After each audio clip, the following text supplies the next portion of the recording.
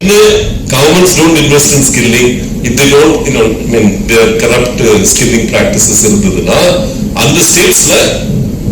The kind of employment which will happen will be drastically coming down.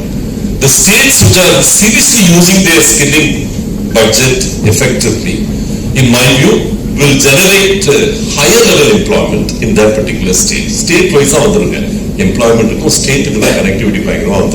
In my honest view, there is every chance of organized sector employment doubling in the next 4 years. That's my view. Business model, people operating system, people OS, and a vision 2030 for the company. CLHR, as you know, we have completed 11 years. The final annual report for the 11th year we released today. We've grown by 32%. The revenue has grown to 1,983 crores. Within 2 years, we have grown to near 2,000 from 1,000 crores. We've also increased our profitability. Our operating profits have gone up to around 47 crores and our profit after tax has grown to around 17 crores roughly. And we've also become the 4th largest in India after First Cooperative Greece and First Meridian. We have reached a position of significance in India with about 83 offices in about 41 locations. And we are the only company which has built the business partner ecosystem right. So these are the reasons why we have grown. And this people operating system model is where we are aligning all of our businesses into 3 parts: to build HR systems, to operate HR systems, and also to develop the human resources. So all our businesses will operate, will work with these 3 focal points to build, develop and operate human resources. So that is the key element we want to communicate. And the Vision 2030 talks about growing to a 6,000 crores with a 3% profit after tax. So that is a very, very important element of our movement forward. So for a Tamil Nadu company to bring to Tamil Nadu and Karnataka, our base is in these 2 locations. We have become the fastest growing in this industry, and we have proved that over an 11-year period. அதுதான் மெயினா இன்னைக்கு சொல்ல விரும்புறது. So CLHR, CLனா வானம் அப்படின்னு இருக்கும் ஃப்ரெஞ்சில். So like CLHR மனிதவள மேம்பாட்டுத்துறையில் மிக முக்கியமான முத்திரை நிறுவனமாக உருவாயிருக்கு. இது எங்களுடைய 2வது அவதாரம். முதல்ல மாஃபா உங்களுக்கு தெரியும்.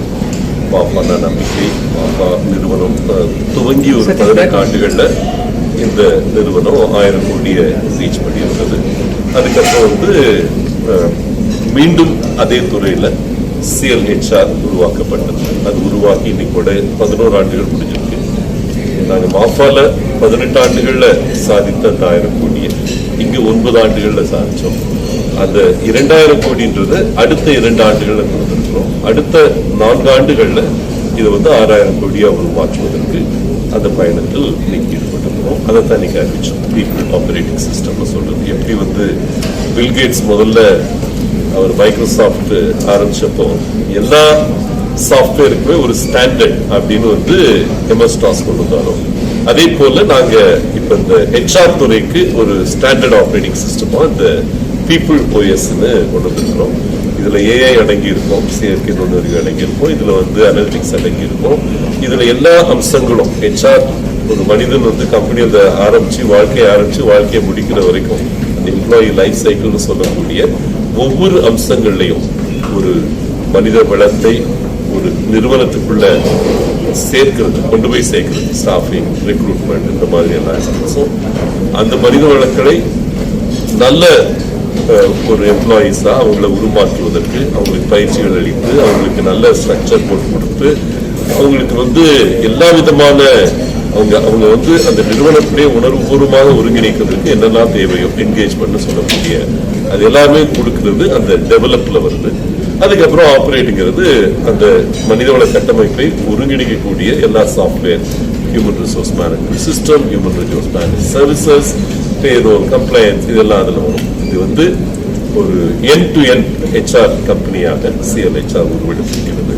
இது தமிழகத்திலிருந்து வரக்கூடிய ஒரு தமிழகத்தில் எங்களுக்கு அடுத்து இந்த துறையில் இருக்கிறவங்க ஒரு பாதிக்கும் கீழே தான் இருக்கிறாங்க. ஒரு நல்ல ஒரு லீடர்ஷிப் ஸ்டேட்டஸ் எடுத்திருக்கிறோம்.